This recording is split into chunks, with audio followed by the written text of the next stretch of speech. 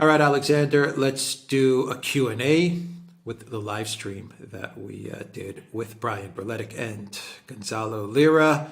And Commander Crossfire says, would a slow grind to break the not Z army over time actually result in less casualties for the Russians than a sweeping spearhead against Kiev? I'm not in a position to answer that kind of question. I don't have that kind of military knowledge, but I think the answer is yes. I think that if you do a slow grind like the Russians are doing, probably it will lead to fewer casualties overall. But I mean, I take your point, and I'm not able to really give a short answer. I mean, bear something in mind. There's casualties, which are, a humanitarian loss, and then there's the political effect on casualties. Losing 6,000 men in a single day and gaining a complete victory may, if we're going to be brutally honest, not matter, rather matter far more and have far more negative political effects than losing 6,000 men over a year and still achieving a complete victory. Commander Crossfire says, any chance Russia will supply Syria with S-300s to protect the skies from Israeli aggression, train and equip the Syrian army to be able to confront Israel in the Golan Heights? Well, they have actually supplied Syria with S-300s, though apparently they retain very tight control over their use, and it's only one battery. Apparently, they haven't provided more of these than they could do. Now, I think the Russians could start supplying that kind of weaponry to Syria. I think one of the reasons they're not doing so is that they want to keep some kind of bridge to Israel, and I think they also want to hold back on the supply of these systems to Syria as leverage over Israel. So, for example, you know, if you supply Iron Dome type systems to Ukraine, Israel, if you, Israel, do that, we will supply S-300s in large quantities to Syria. So I think that's probably the kind of game the Russians are playing at the moment. We shouldn't overstate the significance of these Israeli airstrikes. They've been ongoing ever since, well, the 1967 war, to be frank, and they have never achieved the kind of decisive outcomes that the Israelis have wanted. All right. Linda Petit, thank you for that super chat. Ernest Gibson, thank you for that super chat. Paulina Sarko, thank you for that super sticker. Tabernak says, what will the consequences of losing the dollar reserve currency privilege be? Has the new tributary system with Chinese characteristics begun? Yes, it's the short answer. It's going to take a while to work out, and we're looking at years, probably. I mean, not months. So I mean, it's not going to happen this year, or obviously not this year or next year. But I think we are now working towards a post-dollar world, and I think China will be at the center of it. And what will it look like? Well, I think that's a very difficult topic, a very big topic, one which we will have to discuss over many future programs, because I think it's too big a question, to be frank, to be answered in a live stream like this.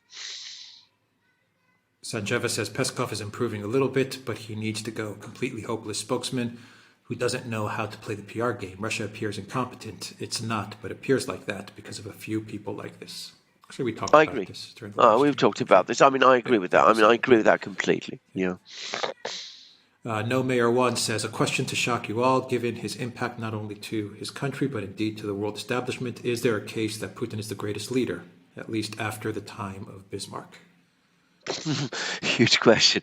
I think there's a famous story in ancient Greece about, don't give an estimate of someone until they're dead.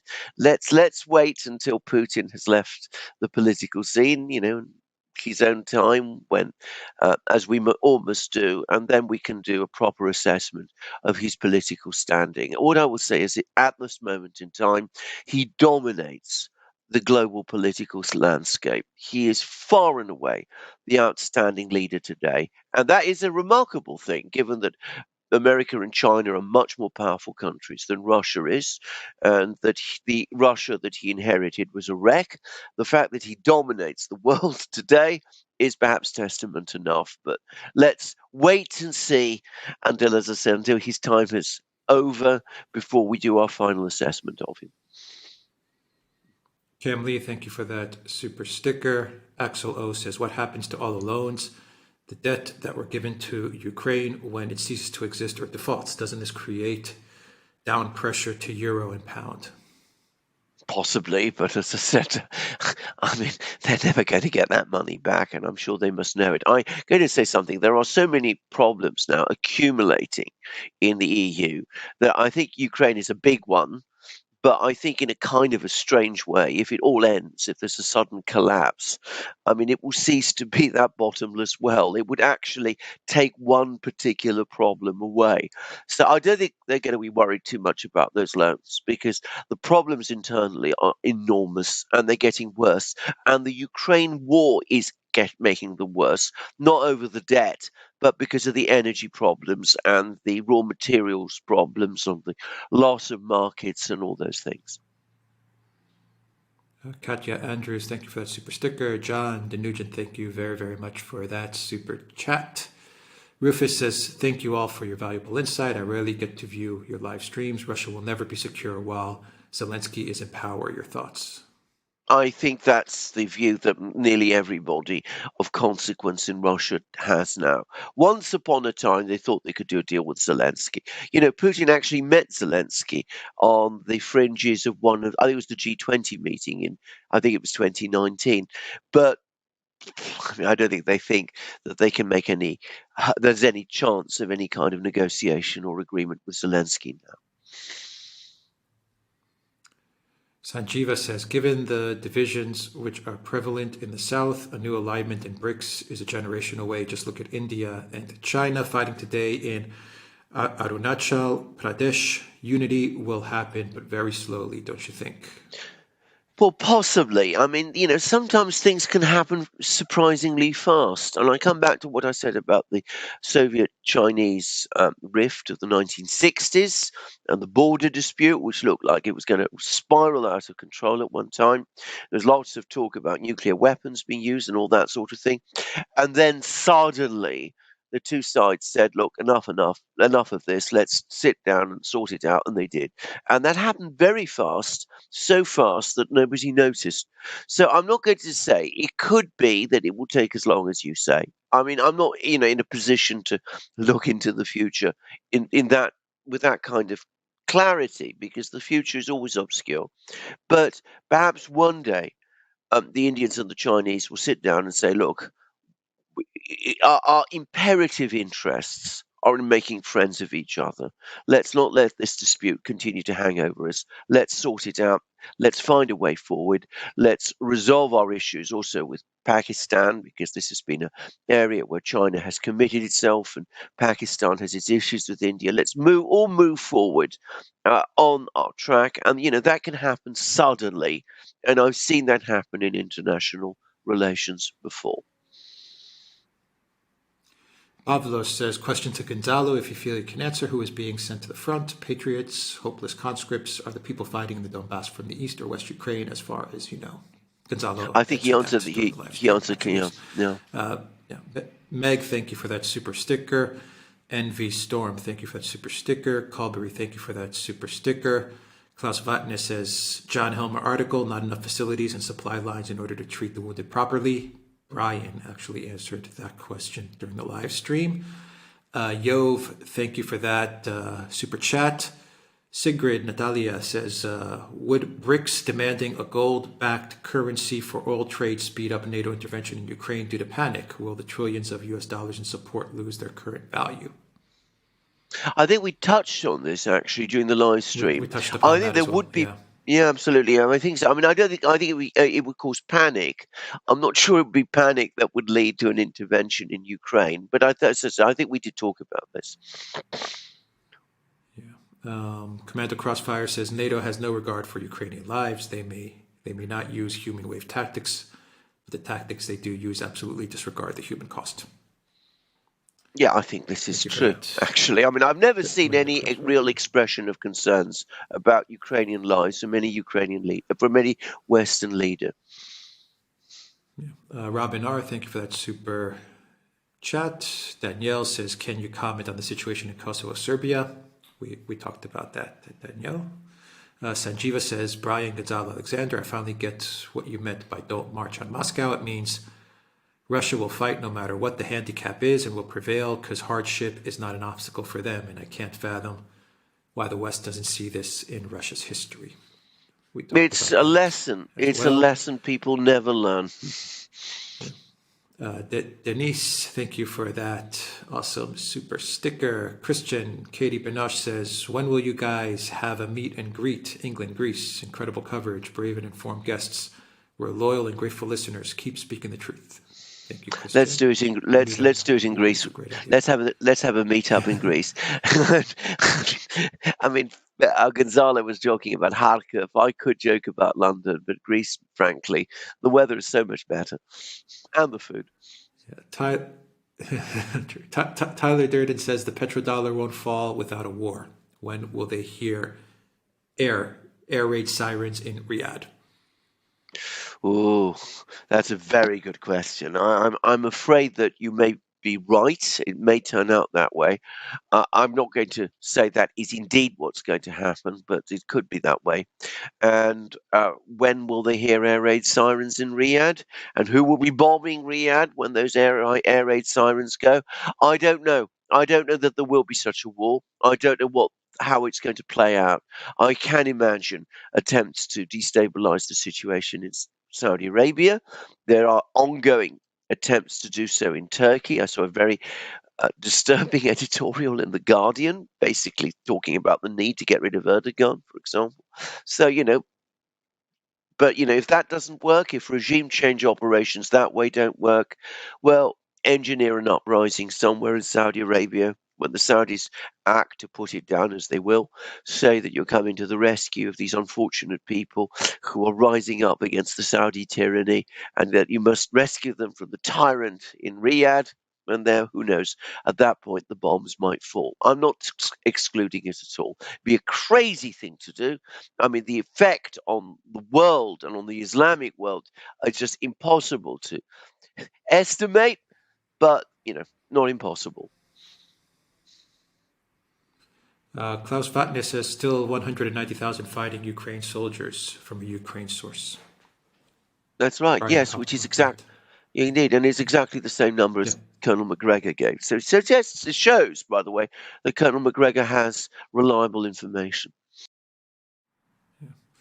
Eric, thank you for that super sticker.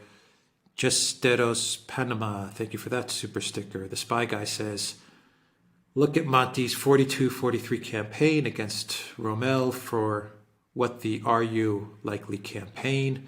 The Ukraine, look at the 1917 French Army mutiny for next steps. Yeah, possibly. Look, I mean, these are good historical parallels. Of course, we never know exactly how things will play out, but I think it is actually useful to look at what happened in previous wars. It does give you some insight sometimes into what might happen in this one. Klaus Botner says, please have Doug McGregor on. Yeah, Pale Pista, thank you for that super sticker. Morden Thompson says, this will end like Dien Bien Phu. yeah. Dien Bien Phu, absolutely, quite possibly. Well, Dien Bien Bakhmut Phu, is yeah. Bakhmut is starting to look like Dien Bien Phu. For those who don't know, Dien Bien Phu was a place in North Vietnam, which the French, who were at that time trying to hold on to the whole of Vietnam, which was their former colony, they tried to fortify. They sent their troops there and got surrounded by the Vietnamese, and there was a long, long battle that lasted months until eventually the French capitulated. And that was basically the end of the French resistance in Vietnam. After that, the Americans came in. But it was Bakhmut has some similarities. I'm not going to say exactly the same. There are differences, obviously, but yeah, I can see that. T. Tom says, is Kosovo escalation an attempt to lure Russia in the conflict to make Russia forced to directly conflict with NATO or to show Russia's inability to help, or simply trying to show the muscle on a small country? We discussed this at length over the course of the program, but what I would simply say is that since we made that program, the situation in Kosovo remains incredibly tense, but it has not yet escalated into an outright war. And the reason for that, I think, is that both Vucic, the president of Serbia, and the authorities in Kosovo are still nervous of taking that final step that might explode into a war. So it's not yet happened. Yeah. Tesla729, thank you for that super sticker. Elza says, we are talking about Germany and Merkel, that we're not serious about Minsk. What about the French? Oh, I think we talked about that too, yeah. Yeah. Barry Tremaine says, thank you guys for all you do. It's immensely important. Thank you, Barry, for that. Sanjeva says, Alexander, do you remember how different the Western media was about Beslan terrorist attacks on children, on the Budyanovsk hospital hostage crisis in 1995? So why are we surprised about their indifference to civilian deaths in Donbass? Yeah, absolutely. I mean, I think I answered that as well. Just to repeat again, I was in Russia when Beslan happened. Yeah. Norbert, thank you for that super sticker. Lorraine, thank you for that super sticker. Zahir, thank you for that super chat. John Matthew says, Duran, you promised to make a video about German industry LNG price, and can LNG replace Russian gas, and how much LNG really cost? Can you make it? Yeah, we can make it. But I thought we've touched on this issue in many programs, but certainly we can make it, and we probably will, because it's an important topic, to put it mildly. Yeah. Pilgrim Media says, Coach, please stop smoking. It can be done. We answered that question during the live stream. Danielle says, there is much political chaos being stirred up in South America, in Peru and Argentina. It feels like the West is lashing out in all parts of the world. We tried to talk about Peru and Argentina. Congratulations to Argentina. Yes, absolutely. Great congratulations. Well, yeah, and it's a part of the world which we need to talk about more, and we have various people we can talk to who are from the region, including, of course, Gonzalo himself. So no doubt we will be doing more programs dedicated to Argentina, to the whole of Latin America as things evolve there. But again, this is an enormous topic, a whole continent, and we can't just answer that fully in a live stream. About the West, or at least the neocons, trying to create trouble everywhere, that is true, but that's what neocons do. Yeah. Michael, thank you for that super sticker. Gerald Armstrong says, anything new with Brazil and Bolsonaro? I think we answered that one as well, yeah. Is there anything new?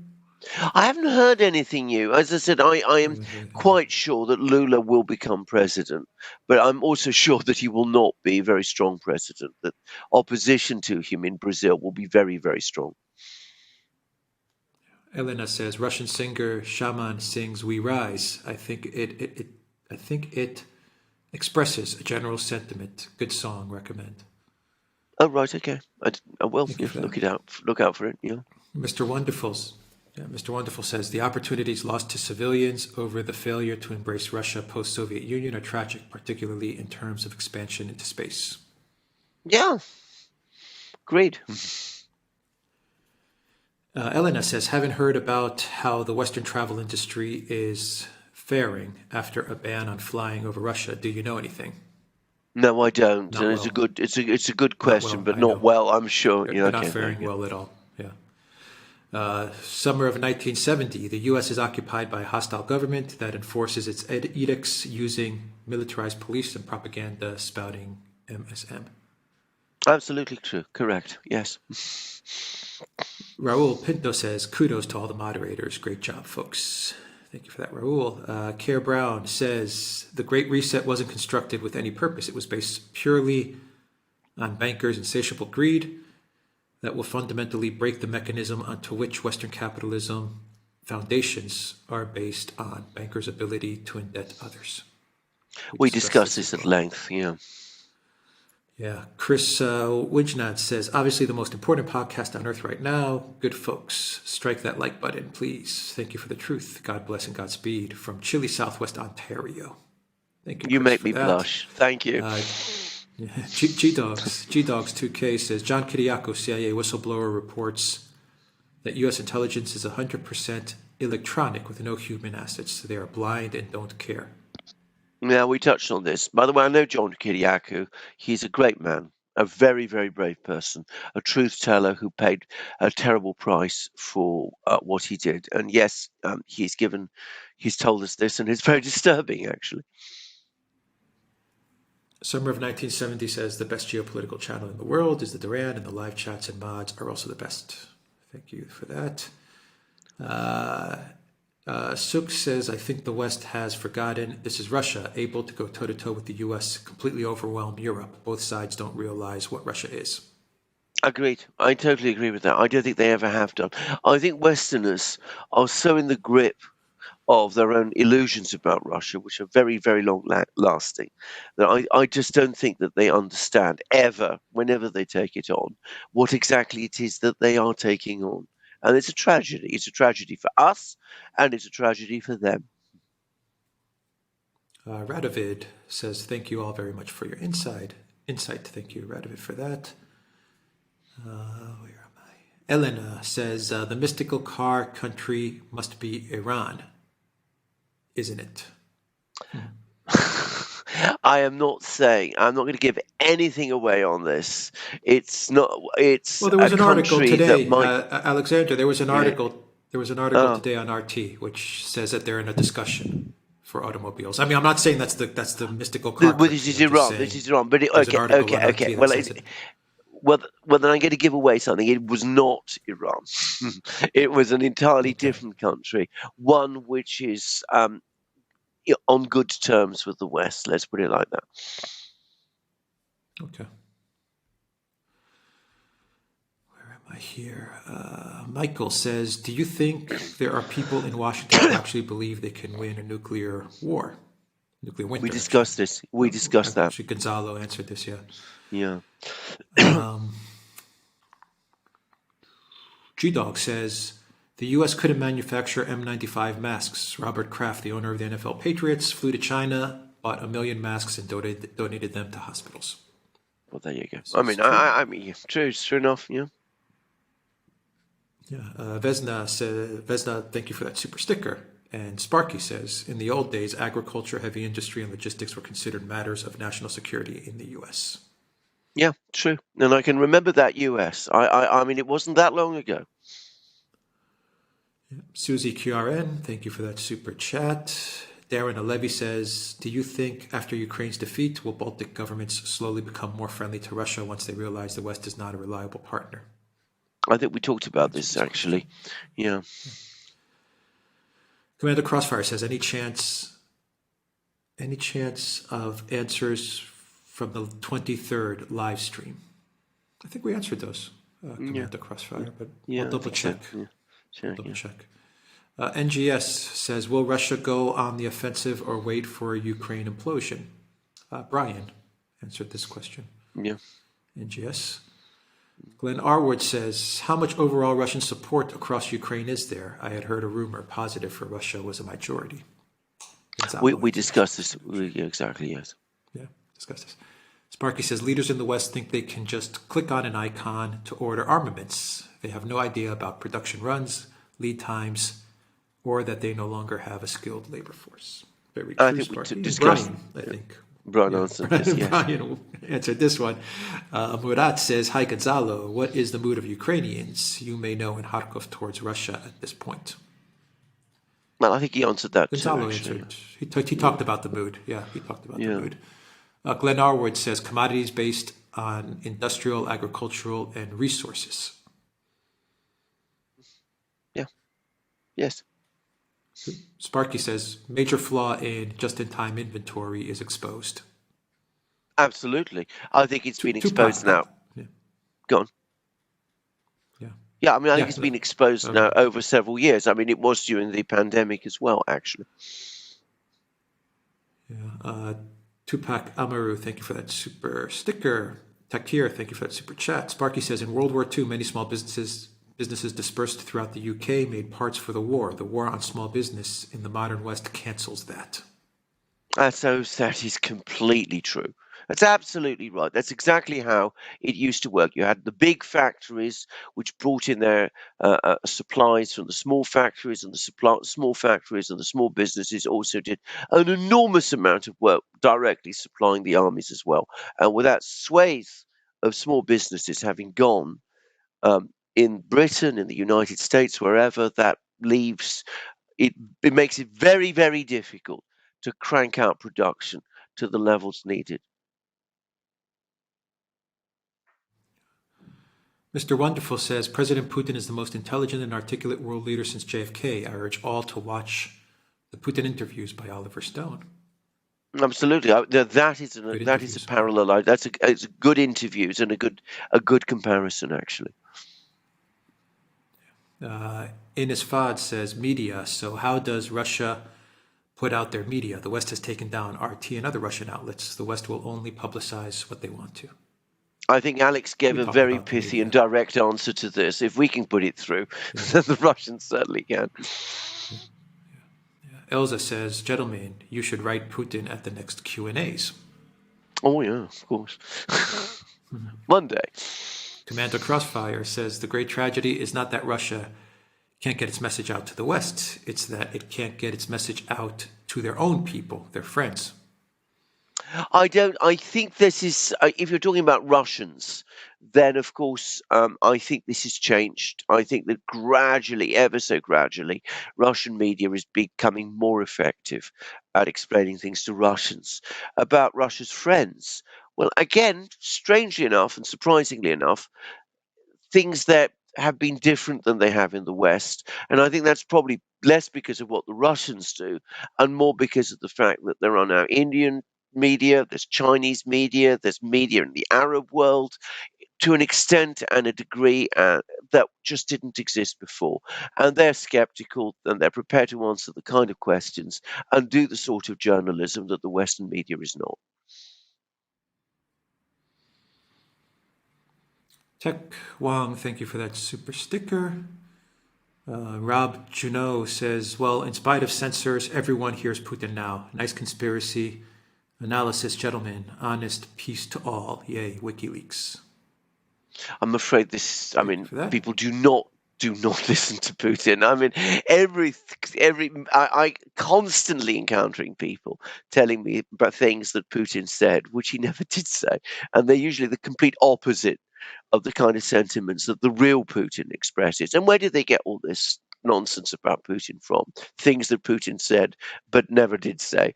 Well, they get it from the media. I was reading an article by Simon Tisdall in which he talked about Putin talking about the need to set up a global Russian empire.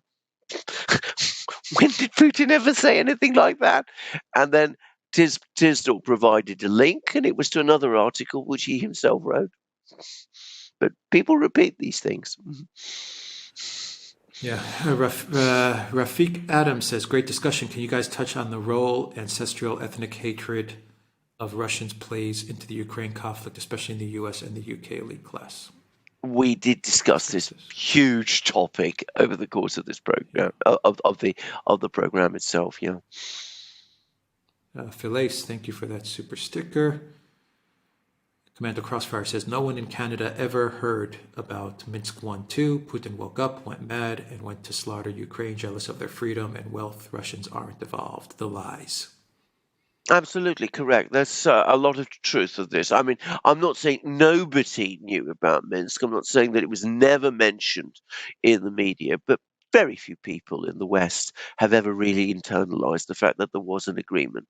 And just to repeat again what I said during the program itself, just before we made the program, we hosted here in London a very senior lawyer indeed, who's a friend of ours, friend of mine, and he had never heard of Minsk. And this is an extremely well informed man.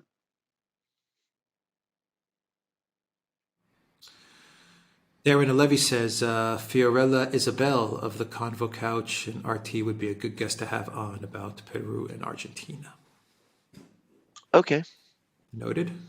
Thank you. Ricardo Afonso says, here in Canada, Trudeau hands out money to all MSM, both left and right. They all repeat what he tells them.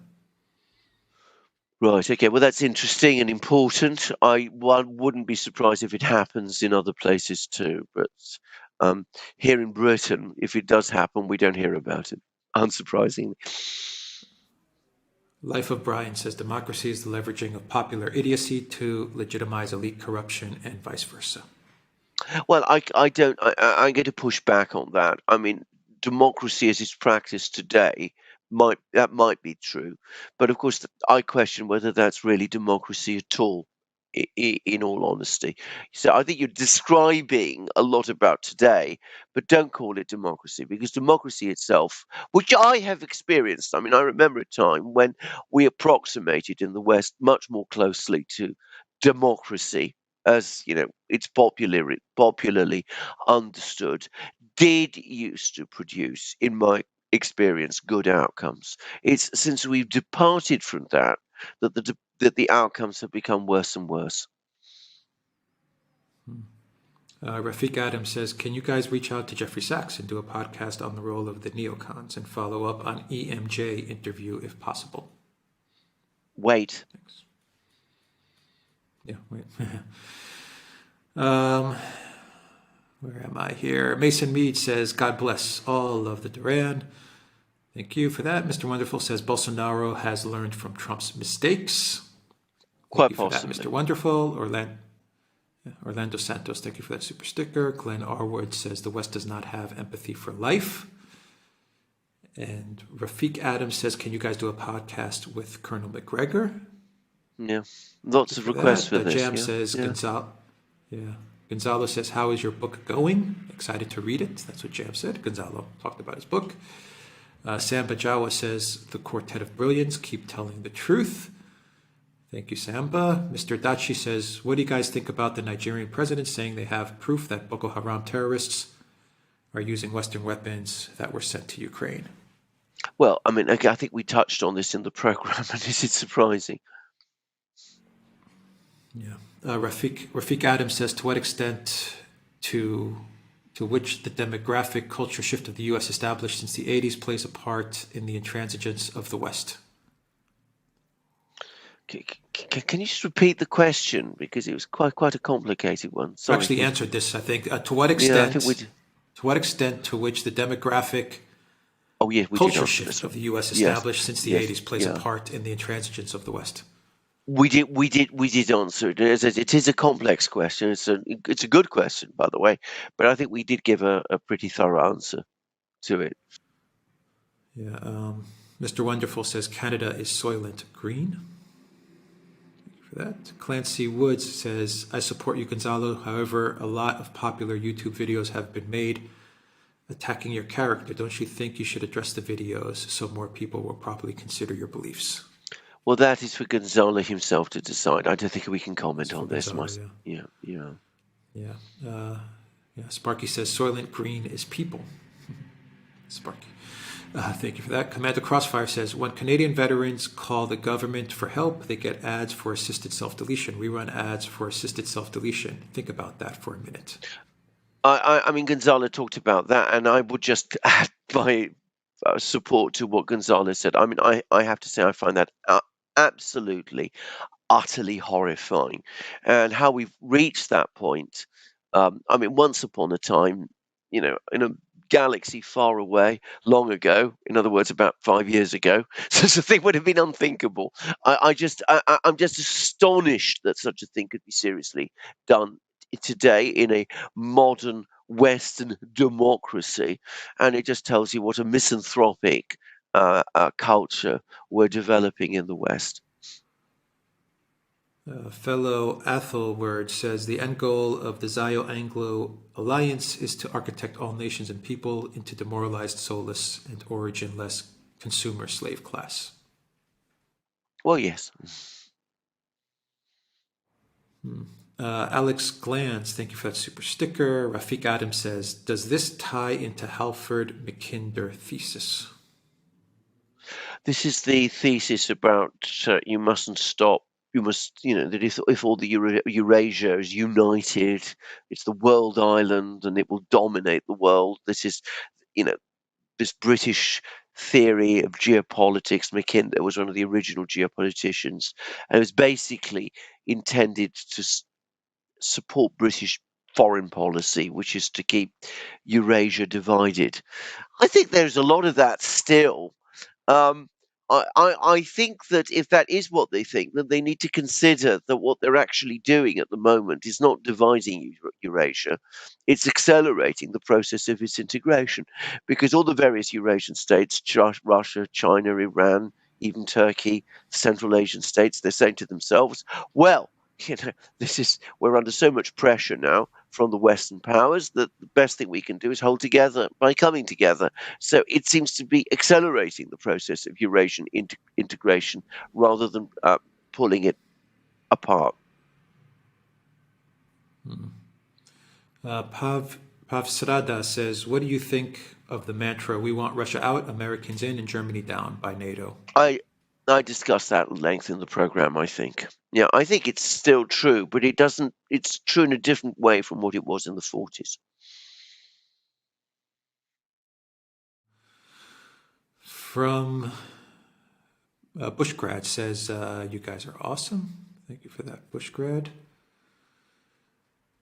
From AW, people traveling to Mexico to re-enter the U.S. as illegal in order to obtain housing and welfare. Rome has fallen. Yeah. Thank you for that, AW. From AW as well, the government has effectively lost control of London. Other cities may follow. Further, the invasion of Britain continues. At this stage, nothing but a coup will save Britain. I don't know about coup, but certainly the situation in Britain is very, very difficult indeed. And what you're obviously touching on is immigration. And of course, there's a very strong backlash against it in Britain too. But I mean, it's not only one problem, we're having accumulation of problems, piling one on top of the other. We're going to be doing a program about it. Zayos says, good morning from New York City. You guys are the best. Thank you for that, Zayos. Thank you.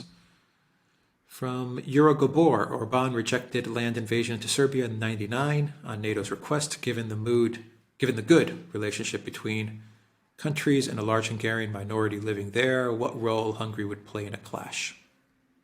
Well, I think we talked about this This in was the an program. excellent point. We discussed this. Excellent. Yeah, it was. I think we did. We did discuss it. Yeah. I mean, Yeah, that was a good point. Orban And is the outstanding leader, and he would oppose it, I'm sure. Wired Woman says, thanks for all you do. Thank you for that, Wired Woman. Rafiq Adams says, excellent breakdown. Thanks for the clarification and explanation. It's so strange, this hatred.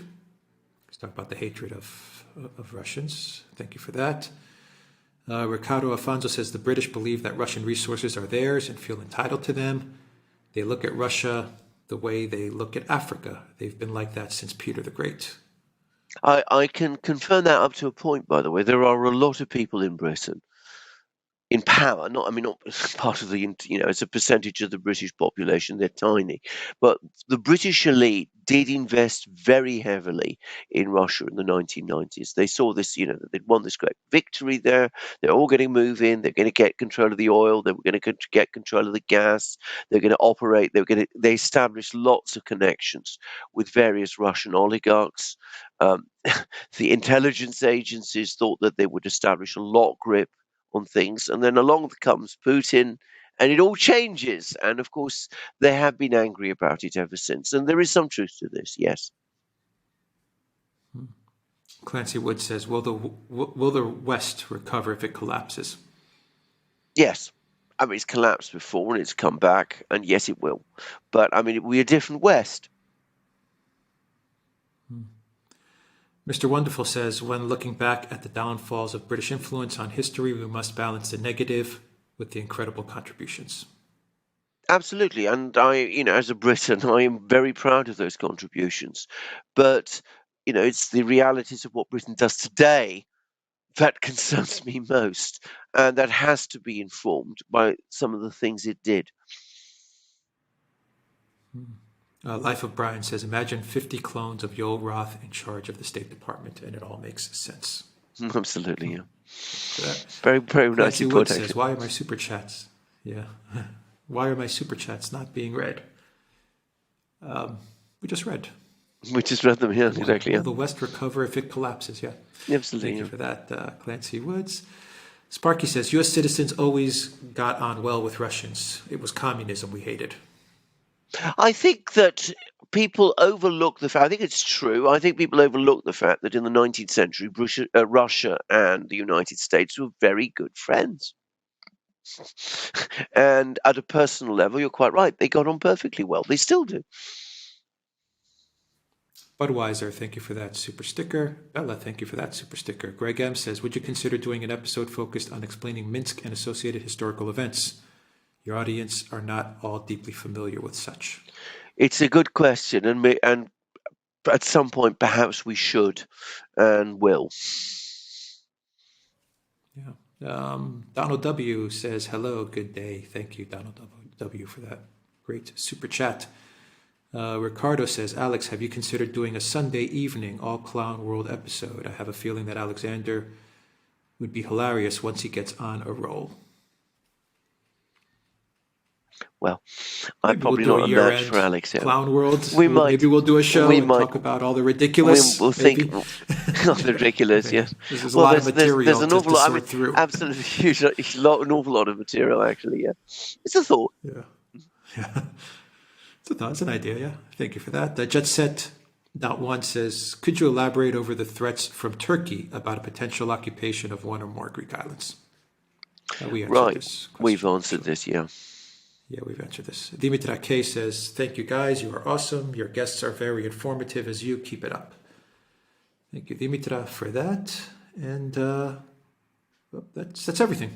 Oh, wow. Okay. It was a great live stream, by the way. For those questions. Thank you for your questions. Thank you very much. And the questions also the questions make it a great live stream too. They drive it forward. Take care. Take care.